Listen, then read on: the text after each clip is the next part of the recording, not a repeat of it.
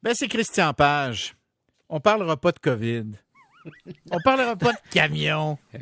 Hein? On va changer les idées, mon Christian. Ça va-tu au carnaval en fin de semaine, mon Bernard? Les pâtons! Hein? Oh, aïe, aïe, aïe. Non, mais, tu sais, non, mais écoute, honnêtement, là, mettons que tu prévoyais aller au carnaval, toi. On va amener les enfants au carnaval. Oui, Hein? c'est... Changement de plan.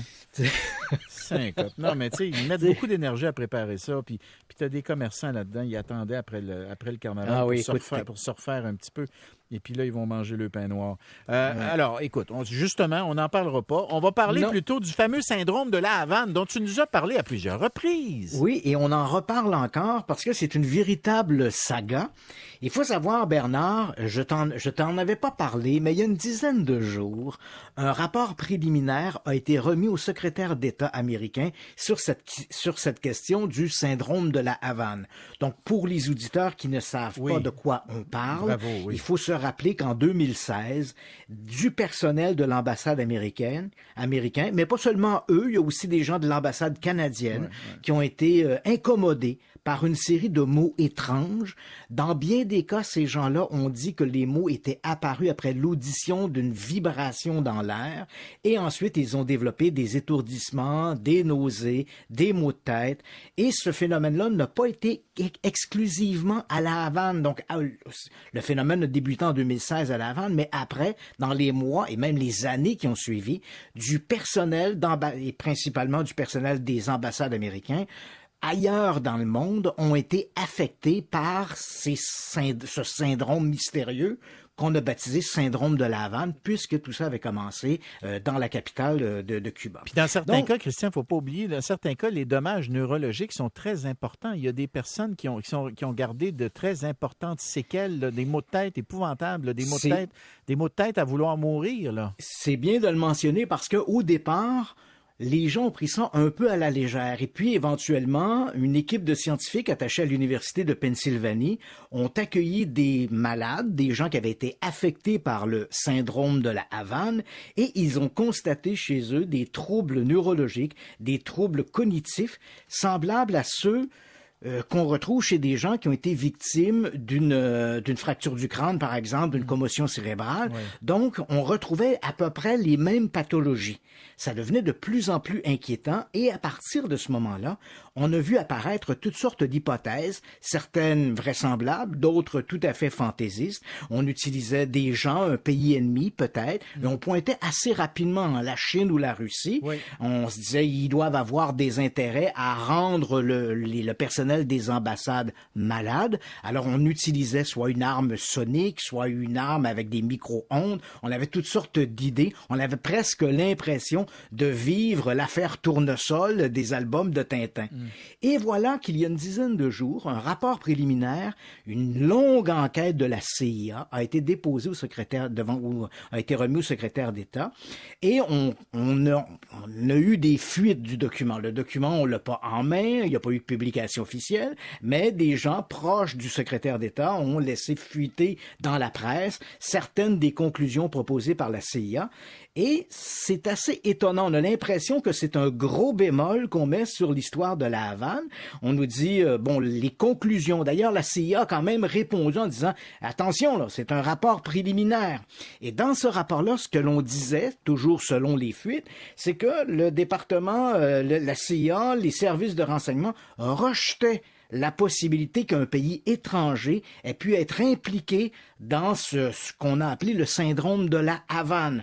Pour les services de renseignement, l'idée qu'un gouvernement ou un groupe étranger ennemi des États-Unis se soit engagé dans un programme de longue haleine pour rendre malade tout ce personnel semble invraisemblable et surtout qu'aujourd'hui, 5 ans plus tard, on ne connaît pas l'objectif ou le but de tout ça. OK, mais ça, c'est le rapport d'il y a 2 semaines. Ça, c'est le rapport d'il y a 2 semaines. C'est le rapport qui a il y a 2 jours. Okay. Et la CIA va même plus loin en disant, à notre avis, toute cette histoire de syndrome de la Havane, et là, ça va en contradiction avec les rapports médicaux de l'Université de Pennsylvanie, on allait même jusqu'à dire que peut-être qu'il n'y a pas de syndrome de la Havane. Ces gens-là pourraient avoir été malades pour des raisons environnementales, peut-être l'utilisation d'un pesticide ou d'insecticide dans les alentours de l'ambassade, des champignons dans les systèmes d'aération. Donc, tu vois, on mettait un gros bémol.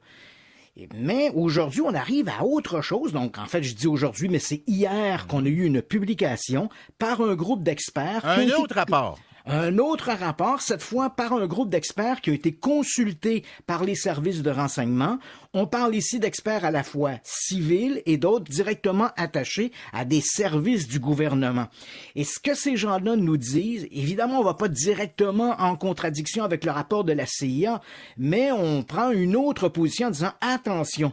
En ce qui nous concerne, s'il est vrai que la grande majorité des cas observés pourraient s'expliquer par des conditions environnementales, des pesticides, des champignons, il y a quand même un noyau de cas pour lesquels on n'a pas trouvé d'explication, où il y a eu des dommages neurologiques qu'on ne peut pas expliquer autrement que par l'utilisation d'un mécanisme qui émettrait soit des micro-ondes ou en fait un phénomène électromagnétique ou des ultrasons.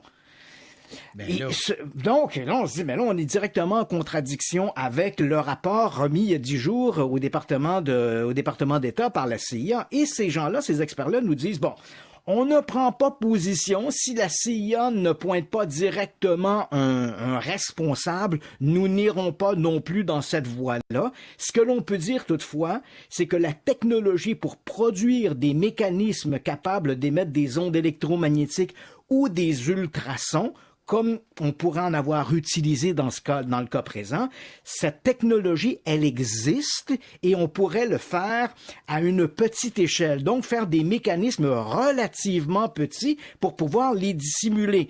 On ne va pas plus loin, on ne nous dit pas si des gouvernements étrangers, selon les sources de renseignement, que ce soit la Chine ou la Russie, ont déjà développé de tels mécanismes, mais disons que la technologie, elle est là. Et bien sûr, les experts vont en rétrogradant les différentes hypothèses. Bon, les armes soniques, l'utilisation d'une arme bactériologique ou quelque chose comme ça qui aurait pu rendre malade ce personnel des ambassades. Ça, les experts rejoignent le département, pas le département de la Défense, mais la CIA en disant sur ces points, on est d'accord et ça ne semble pas être la cause. Néanmoins, on reste persuadé que, contrairement au rapport de la CIA, les phénomènes rapportés, les troubles rapportés sont bien réels et ils ont probablement une source extérieure qu'on n'a pas identifiée, mais il faut beaucoup lorgner vers un mécanisme électromagnétique ou des ultrasons. Monsieur, c'est à se demander si on n'en viendra jamais à bout. Je veux dire, si on n'aura jamais une espèce d'explication déterminante et définitive. Mais tu te dis, les Américains, avec toute leur technologie, avec tout leur savoir, leurs connaissances, leurs universités, sont même pas capables d'en arriver à une conclusion définitive là-dessus. Puis je vais te dire, si c'est l'œuvre d'un gouvernement étranger, c'est très inquiétant, Christian, parce que ça démontre que sur certains plans, la technologie russe ou chinoise, si on prend ces deux pays-là, serait plus avancée que les connaissances américaines. Bernard, sans prendre position, je te laisse cette réflexion avec ce qui se passe actuellement en mer Baltique avec les Russes et les problèmes, les frictions qu'il y a entre le gouvernement américain et la Chine. Peut-être qu'il vaut mieux ne pas, pour l'instant, mentionner un responsable. Oh, c'est intéressant ça. C'est intéressant ça, Christian. On se reparle jeudi prochain, sinon avant. Merci. Absolument. À demain tout le monde, à demain.